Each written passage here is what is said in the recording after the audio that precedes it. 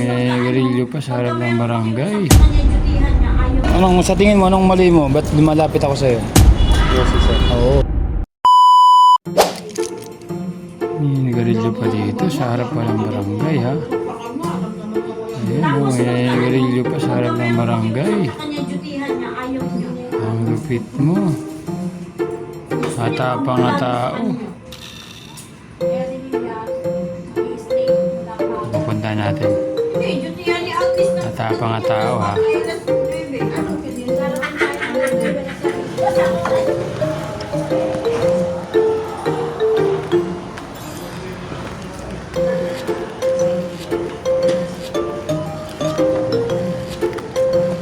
Kuya, nasaan ka?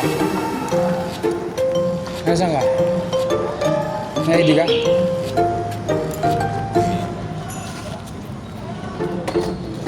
Nakadyan ka ba? Ha?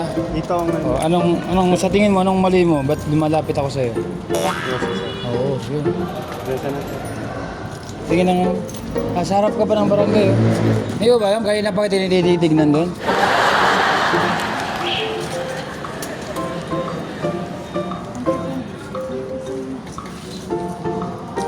Pwede naman kayo manigarilyo dun sa loob nyo, o bawal din dahil may bata.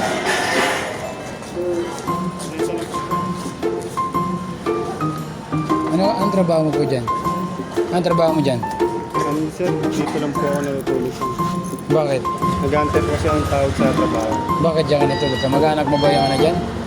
Alam ni ano yan, architect. Alam ni architect na dyan ka natutulog. Gagabi lang po ako ulit natulog, sir. Bakit? Taga-saan ka ba? Taga-Belisero.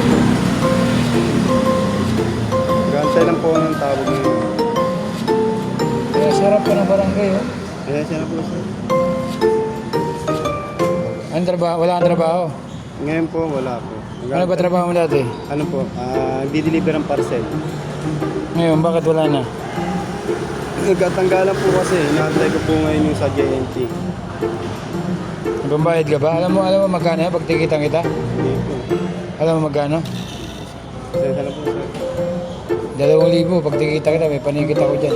Sesa na, sir. Gusto mo ba? Hindi po. Kaya. Ah.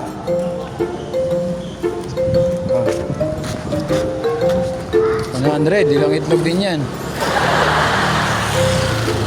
Yeah. Sa'yo motor yan? May motor ka pala eh, sarili mo yan. Ako, sir. Nahulugan mo. Hindi pa po tapos. Sesa na, sir. Nakita mo na ako, tumalikod. Nakita mo na. Kaya nga, sir, tumalikod Nakita mo na ako, kung tumalikod ka pa. Eh, di mo ba alam, pinagmamasdan kita dun, no? Eh, di mo ba alam, kitang-kita namin yan sa labas. Dito sa loob, hindi kita yan.